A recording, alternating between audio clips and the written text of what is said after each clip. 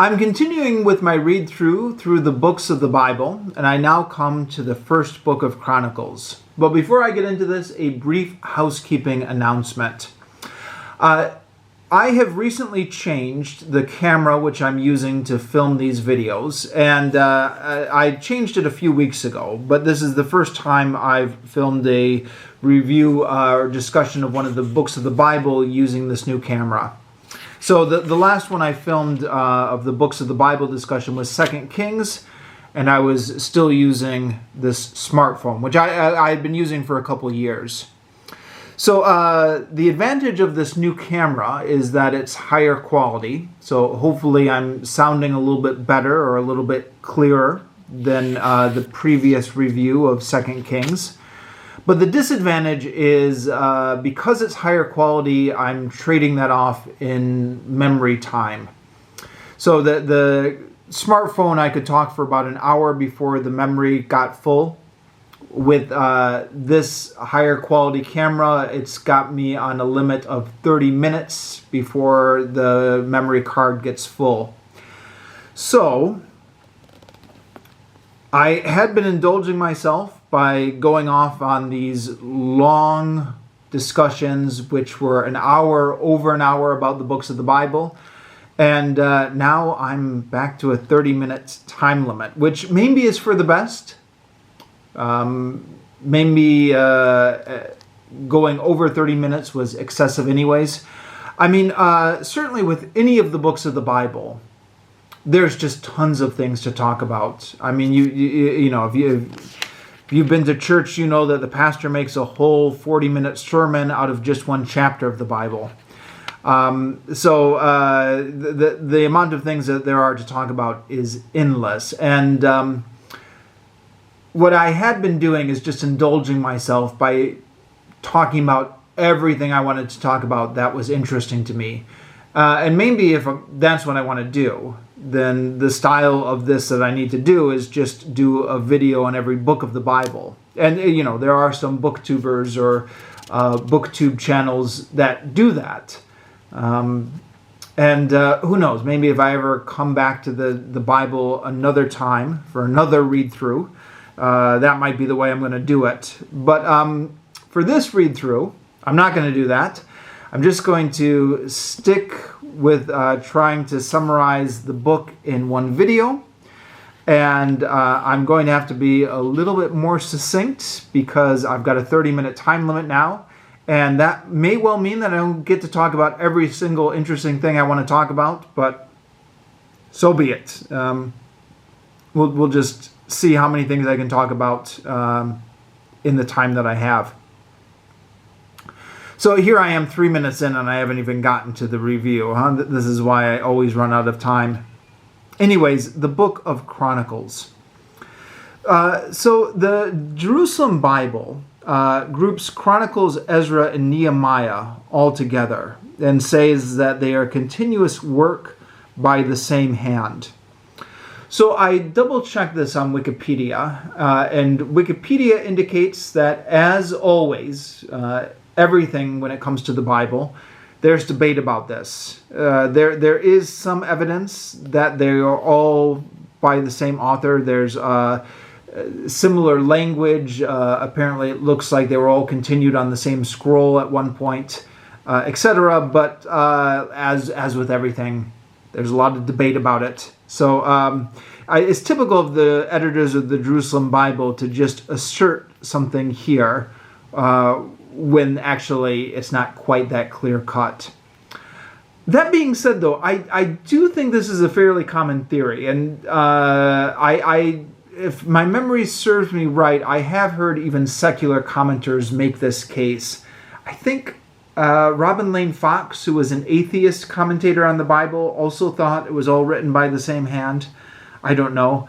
According to tradition, Wikipedia says that same hand is accredited to Ezra as the person who wrote the book of Ezra and also 1st and 2nd Chronicles.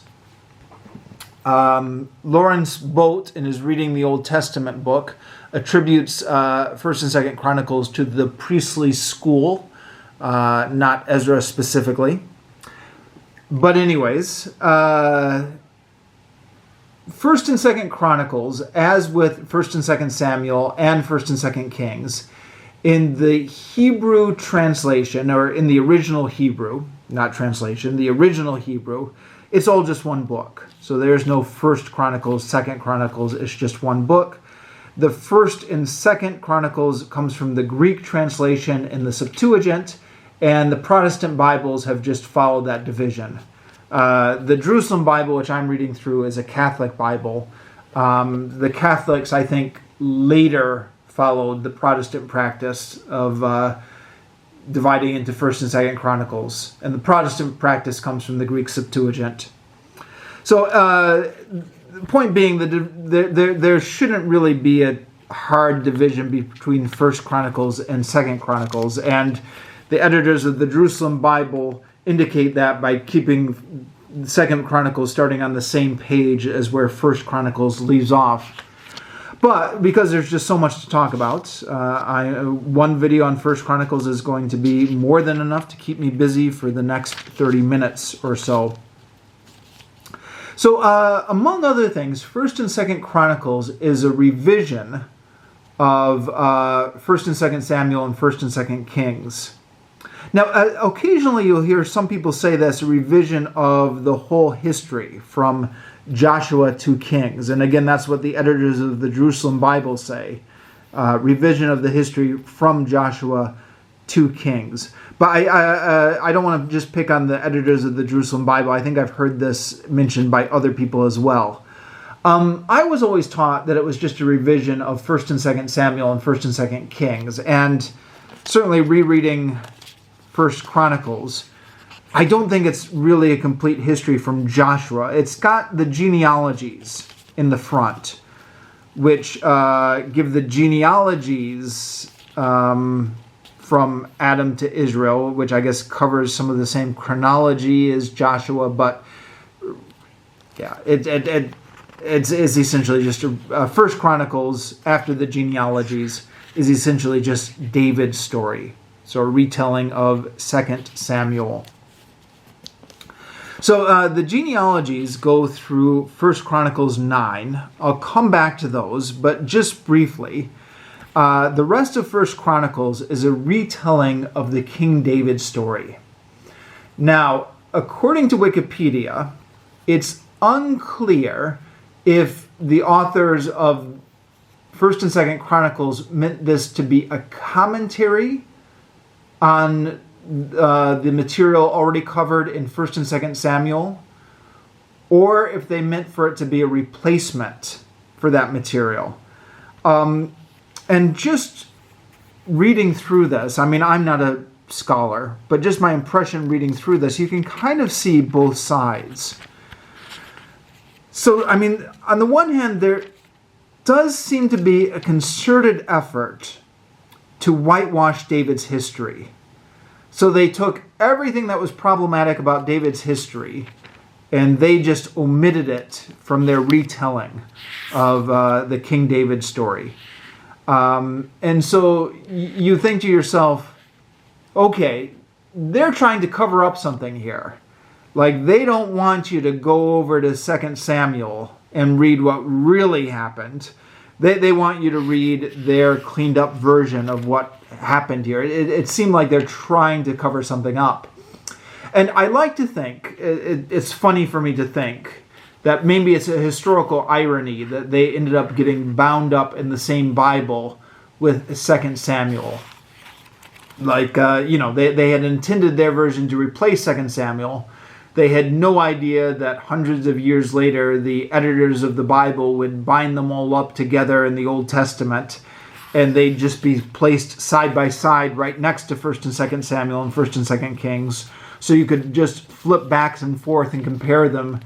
I can imagine them looking down from heaven, just being horrified that their version has not replaced 2 Samuel, but is just sitting alongside 2 Samuel so that you could see everything that they tried to leave out. I don't know, just a thought that amuses me. On the other hand, though, and again, I'm not talking as a scholar, just a layperson who's reading this and making observations. they do seem, particularly near the end of First Chronicles, to be referencing the books of First and Second Samuel and First and Second Kings. So, I mean, here's the end of First Chronicles, right? It says, "The history of King David from first to last, is not all of this recorded in the annals of Samuel the seer, the annals of Nathan the prophet, and the annals of Gad the seer?" So it's almost saying here, all right, we've given you some of the stories, but if you want the whole story, you have to go and look over and the annals of Samuel the seer. So it does seem to be kind of pointing you in that direction. And there's another reference here to the annals of King David. This is in 1 Chronicles 27, which the footnote is pointing to 1 Samuel 22. So it's a retelling of the King David story, whether it's an attempt to make you forget what's in 2 Samuel, or whether it's just a commentary or a different version of it. I don't know. And I guess it's still being debated. So one of the differences between 1st and 2nd Samuel and 1st and 2nd Kings and the version in Chronicles is Chronicles is after the exile was over. And you can read this easily enough in the literature, but you don't even need to. It's clear from the text. The genealogies in the first 9 chapters of Chronicles talk about the royal line after the exile. So this is clearly written after the exile. And I've never seen this stated in as many words, but I imagine that because this is after the exile, the Israelites have come back to the promised land. It allowed them to be more optimistic about their history. So when 1st and 2nd Kings was written and 1st and 2nd Samuel was written, that they were still in exile in that time. So they were very pessimistic about where their history had led them, which led them to record a version of the history in which they'd been awful and God had punished them. Now they're back from the exile. They still do need to account for why God had punished them, but they're allowing themselves to be more optimistic about their history. And King David is painted in much more glowing terms, and all the bad stuff about the King David story is just left out. Incidentally, this is yet maybe another argument for why the King David story might be historical, or why it might be quasi-historical. And I believe Robin Lane Fox makes this argument in his book. The further we get away from King David in time, the more he is praised as this ideal king. Whereas if you look at the account of his actual reign in 2nd Chronicles, he's a very flawed king. So the argument being that if you wanted to create a mythological king who was, God's champion, then why not just have that be the story in the first place? I mean, the fact that there's a problematic history in 2 Samuel that needs to be rewritten in 1 Chronicles indicates that maybe that there was some historical basis to that original chronicle. Otherwise, why not just start with the idealized version of King David, if that makes sense?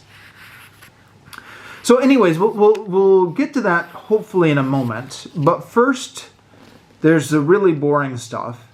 The 9 chapters of genealogies. So if you're reading the King James Version, which I am not, but if you were reading the King James Version, this is the famous begats. So-and-so begat so-and-so, so-and-so begat so-and-so, through 9 chapters of it. And in fact, I was just actually, sometimes after I finish a book, before I review it, I listen to the audio on YouTube to kind of refresh my memory. So this morning, I was re-listening to the audio of 1 Chronicles on YouTube. You can find the audio versions of it very easily. And just going through these genealogies, again, even though it wasn't the King James Version I was listening to, there was a real rhythm to the way it was, the way it flowed. Like this person being the son of this person, the son of this person, the son of this person. So it is really hard to read through these without your eyes glazing over. And I may have mentioned this before, but the first time I read the Bible cover to cover, I was in 7th grade, and I was reading the NIV Student Bible, which in the front of the Bible had a checklist. It had a read the Bible study plan, and it had every book of the Bible, and there was a little check next to it, and you could check it off as you read it, and that was how you could, keep track of your progress as you read through the Bible, as opposed to just a bookmark.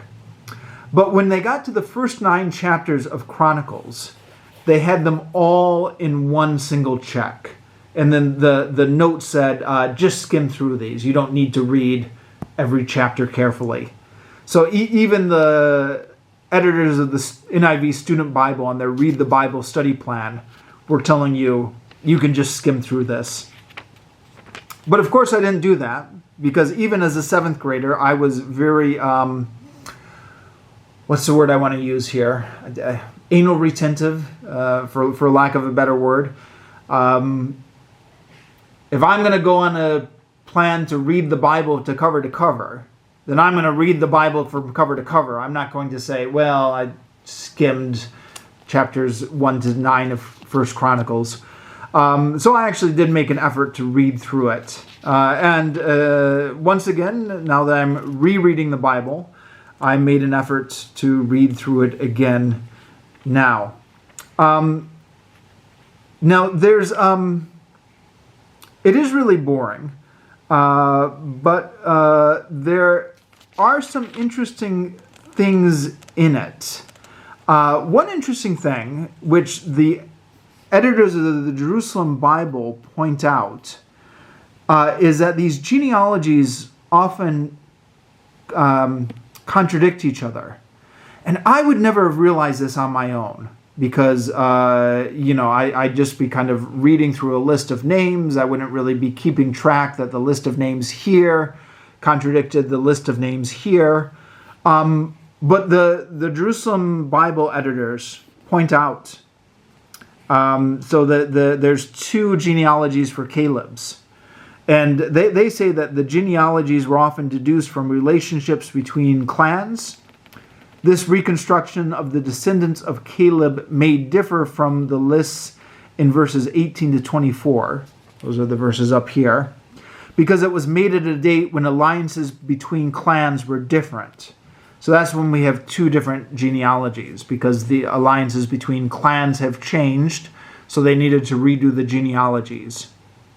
And then the editors of 1 Chronicles, for whatever reason, included both genealogies.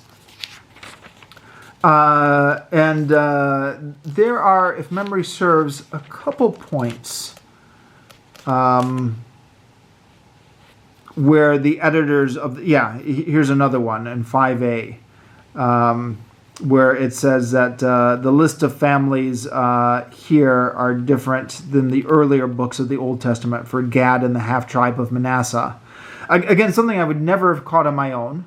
But, these footnotes here help to make it a little bit more interesting by pointing out some of the contradictions in the list of genealogies. The other thing which is interesting about these genealogies is if you do have the patience to wade through them, there's interesting little historical tidbits buried within them. Or maybe historical is the wrong word, legendary tidbits. For example, we have the story of Ephraim, one of the sons of Joseph. And it's giving his genealogy, and it talks about his sons. And then we get a little bit of narrative here. So it's talking about Ephraim's son, and it says, the men of Gath killed them being Ephraim's sons, because they had come down to raid their cattle. So Ephraim's sons were raiding the cattle of the men of Gath, and so they killed him. Ephraim their father mourned long for them, and his brothers came to comfort him. Then Ephraim went to his wife, and she conceived, and she gave birth to a son, whom she called Beriah, because she said, in my house one is in misfortune. So Beriah is connected with a word meaning in misfortune. So this is an interesting little tidbit, which, correct me if I'm wrong, is nowhere else in the Old Testament. And there are a few other little tidbits like that, which are nowhere else in the Old Testament. And we only get them from these genealogies here in Chronicles. For example, Simeon. So Simeon was one of the sons of Jacob and one of the 12 tribes of Israel. But as I've talked about a few times before, the 12 tribes of Israel are really difficult to pin down because there were actually 13 tribes of Israel. Because Joseph actually got 2 tribes added under his name, Ephraim and Manasseh. So how do we get 12 from 13? Well, a couple of the tribes seem to have disappeared, and one of them that seems to have disappeared is Simeon, who appears to have just been absorbed into the tribe of Judah.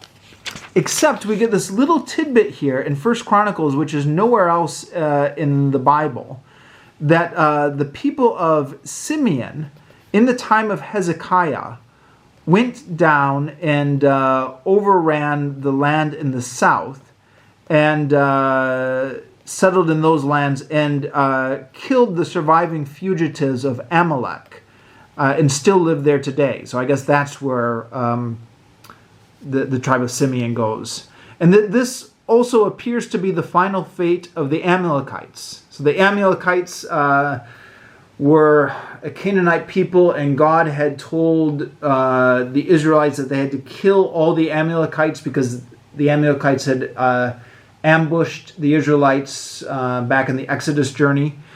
Saul had fought against them, and then the Amalekites appear to have disappeared from history, except I guess during the time of Hezekiah they were still living in the mountains south of Judah. And this is the only little part in the Old Testament where we get this little tidbit about the surviving fugitives of the Amalekites. I think there's maybe one more theory that Haman in the book of Esther is an Amalekite. So maybe they survived down to that time, depending on which book you believe. By the way, if you look this up on Wikipedia, historians are not sure that the Amalekites actually existed. We have no archaeological evidence for them or outside evidence for them outside of the Bible. For that matter, if you look up the tribe of Simeon on Wikipedia, historians aren't sure that the tribe of Simeon actually existed because it seems to have disappeared fairly early in Israel's history when things were still in the legendary stage. This could be myth, or it could be history, or it could be a mixture of two, but either way, this is the only spot where we have these little tidbits. Okay. I'm almost out of time, and I haven't even gotten to King David. All right, we'll see how this goes. So from chapter 10, we get the narrative again, and the narrative resumes with the death of Saul. And much of this is word for word the same as it is in 2 Samuel. But there are some things which are not in 2 Samuel. So it talks about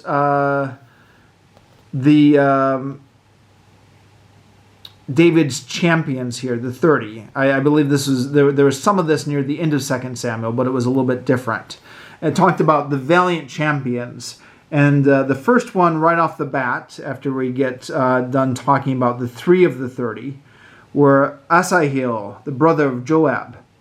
And of course, if you're reading this, and after if you're keeping 2 Samuel in mind, you're thinking, oh, okay, well, he's one of David's champions now, but he's about to get killed by Abner in a pointless civil war.